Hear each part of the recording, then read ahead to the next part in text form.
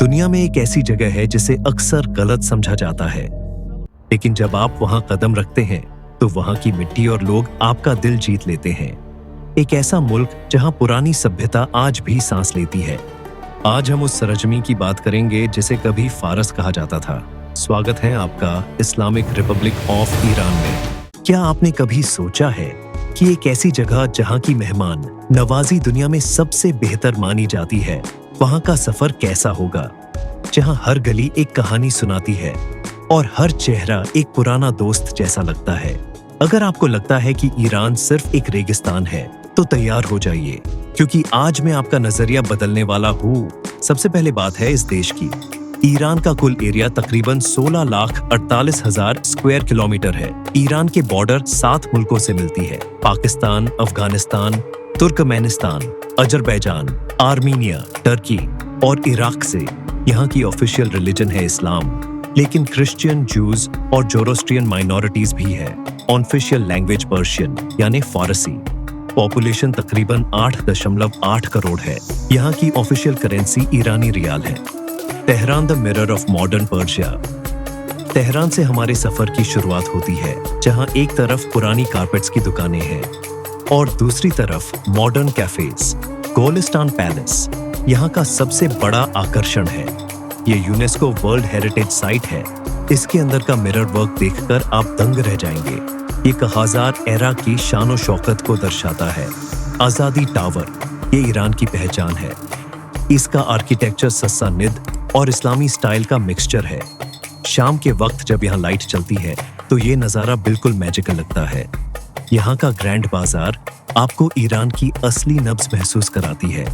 यहाँ की खुशबू और लोगों का शोर आपको एक अलग ही दुनिया में ले जाएगा। Isfahan, half of the world, ये शहर अपनी आर्किटेक्चरल मास्टरपीसेस के लिए पूरी दुनिया में मशहूर है। नक्श ए जहां स्क्वायर ये दुनिया के सबसे बड़े चौराहों में से एक है। इसके चारों तरफ 3 बड़े मॉन्यूमेंट्स हैं: शेख लोथफुल्लाह मस्जिद, शाह मस्जिद और अली कापू पैलेस। यहाँ की ब्लू टाइल्स और ज्योमेट्री इतनी परफेक्ट है कि आप देखते रह जाएंगे। द ब्रिजेस इस्फहान अपने पुराने पुलों के लिए भी जाना जाता है। सियोसेपोल का मतलब है 33 आर्चेस वाला पुल। शाम को जब जायंदे हरुद रिवर के ऊपर पुल की रोशनी चमकती है तो लोकल्स यहाँ बैठकर पुराने गाने गाते हैं। वो माहौल आपका दिल जीत लेगा। Siraj, the city of love and literature. Siraj को फूलों और शायरों का शहर कहा जाता है। ये शहर थोड़ा सुकून भरा और रोमांटिक है। नासिर अल मुल्क मॉस्क, इसे पिंक मॉस्क भी कहते हैं। अपने इस जगह की तस्वीरें इंटरनेट पर जरूर देखी होंगी।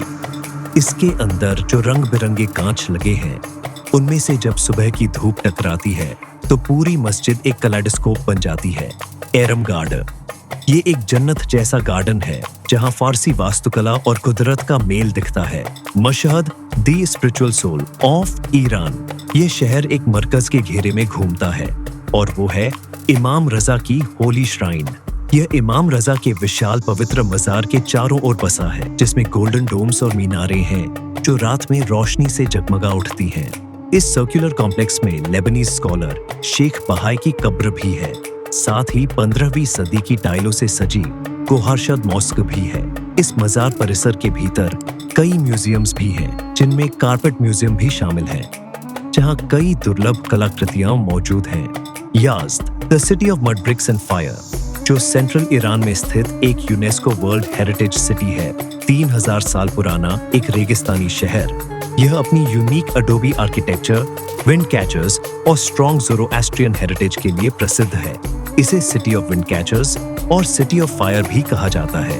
यह दुनिया का सबसे बड़ा इनहेबिटेड मड ब्रिक सिटी है, जहां संकरी गलियां, छिपे हुए आंगन और एंशिएंट कनाट वाटर सिस्टम्स मौजूद हैं।